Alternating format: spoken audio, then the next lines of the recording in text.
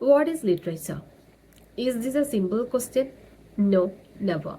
ഒരു ലിറ്ററേച്ചർ സ്റ്റുഡൻറ്റിനെ സംബന്ധിച്ചിടത്തോളം ലിറ്ററേച്ചറിനെ ഡിഫൈൻ ചെയ്യുക എന്ന് പറഞ്ഞാൽ അതൊരു ടാസ്ക്കാണ്. Because it was constantly changing and evolving. ഓരോ ക്രിട്ടിക്കും ഓരോ രീതിയിലാണ് ലിറ്ററേച്ചറിനെ ഡിഫൈൻ ചെയ്തിരിക്കുന്നത്.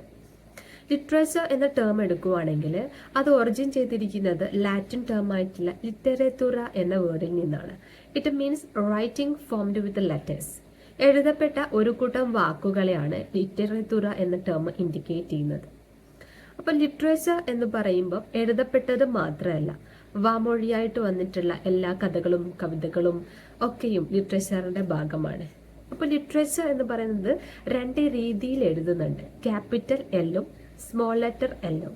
ഈ ക്യാപിറ്റൽ ലെറ്ററിൽ എഴുതപ്പെട്ടിട്ടുള്ള എല്ലാം, അതായത് നമ്മൾ ഫിസിക്സ് ടെക്സ്റ്റ് ബുക്ക് ആയാലും കെമിസ്ട്രി ടെക്സ്റ്റ് ബുക്ക് ആയാലും നോളജ് തരുന്നത് എന്തും, അല്ലെങ്കിൽ ന്യൂസ് പേപ്പർ, നോട്ടീസ്, ഇതൊക്കെയും എന്തിൻ്റെ ഭാഗമാണ്? ക്യാപിറ്റൽ എല്ല് വെച്ചിട്ടുള്ള ലിറ്ററേച്ചറിൻ്റെ ഭാഗമാണ്. അപ്പോൾ അതിൽ സംടൈംസ് അതിൽ ആർട്ടിസ്റ്റിക് വാല്യൂ ഉണ്ടാവണമെന്നില്ല. പക്ഷേങ്കിൽ സ്മോൾ ലെറ്റർ എല്ല് വെച്ചിട്ട് വരുമ്പോൾ അതിന് ഒരു ആർട്ടിസ്റ്റിക് വാല്യൂ ഉണ്ടാവും ആ വർക്കിന്. അങ്ങനെയുള്ള വർക്കാണ് സ്മോൾ ലെറ്റർ എൽ എന്ന ലിറ്ററേച്ചർ റെപ്രസെന്റ് ചെയ്യുന്നത്. അതാണ് നമ്മൾ ലിറ്ററേച്ചർ എന്ന കോഴ്സിൽ നമ്മൾ പഠിക്കുക. അപ്പോൾ നമ്മൾ പൊതുവെ പറയുമ്പോൾ ലിറ്ററേച്ചർ എന്ന് പറയുമ്പോൾ ഇതൊക്കെയും റെപ്രസെന്റ് ചെയ്യും. അതായത് ഹോൾ തിങ്സ്, വാമൊഴിയായിട്ട് വന്നിട്ടുള്ള കഥകൾ, കവിതകൾ, പഴഞ്ചൊല്ലുകൾ, ഇതൊക്കെയും ലിറ്ററേച്ചറിന്റെ ഭാഗമാണ്. അപ്പോൾ ലിറ്ററേച്ചറിന് അതിന്റെ രീതിയിൽ മൂന്നായി തരംതിരിച്ചിട്ടുണ്ട്: oral literature, written literature, visual literature. Oral പറയുമ്പോൾ വാമൊഴിയായിട്ട് വന്നിട്ടുള്ളതിനെയാണ് ഓറൽ ലിറ്ററേച്ചർ എന്ന് പറയാം. ബല്ലാഡ്സ്, നമ്മളെ നാടൻ പാട്ടുകൾ, ഇതൊക്കെയും ഓറൽ ലിറ്ററേച്ചറിന്റെ ഭാഗമാണ്. റിട്ടൺ എന്ന് പറയുമ്പോൾ എഴുതിയിട്ടുള്ള ഷോർട്ട് സ്റ്റോറീസ്, ഡ്രാമാസ്, ഇതൊക്കെ നമ്മൾ എഴുതി വായിക്കുകയാണ്. അപ്പോൾ അതൊക്കെയും റിട്ടണിൽ വരികയാണ്.